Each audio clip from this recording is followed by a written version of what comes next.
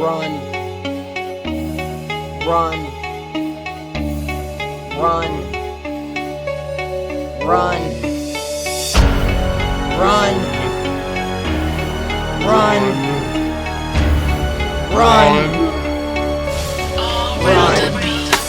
Stressed out, tapped out, choked out. Little man barely understands he's not a blowout. Big dreams, big ego, never made a millionaire. You work at a Pizza Hut, chances are you're staying there. Fat-faced fucker, better face the fucking fat facts. You got no skills and no chances and you can't act. You're a delusional multitude of misinformed compliments. People think that you're funny, but you probably shouldn't follow it. Get a couple cheap laughs, very funny, ha-ha. People on the ground for a joke, dedicating misappropriated hatred for anything you don't get. An ignorant bigot who probably thinks that he's the shit. And as far as his future goes, it's looking pretty dim because he has a deep fear that those he loves are gonna leave him. But the worst part is it's probably rooted in truth. So there's only one thing that he can even think to do.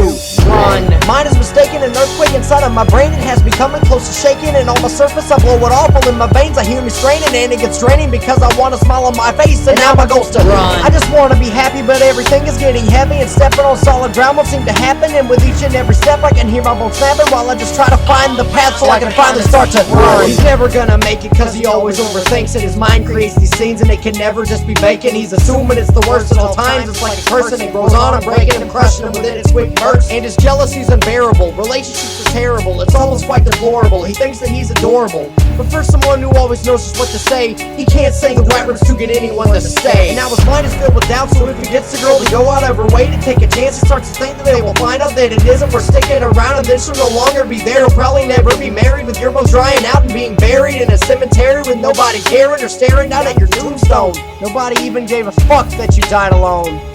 So then he packs up all his bags and he takes off down the road. He's gotta run. It's as simple as seeing that his entire being is being eaten by something he can't even treat, and it's just growing inside him while his sanity's shrinking. He puts his head to the pavement and his breathing turns to heaving. Gotta run. And while he tries to battle, he's riddled with all these shadows that put him into the gallows, and he becomes addled and wallows in his tears, and he drowns in the shallows and tries to stay afloat as best as his mind will allow. He's gotta run. Run. Run. Run. Run. Run. Run. Run.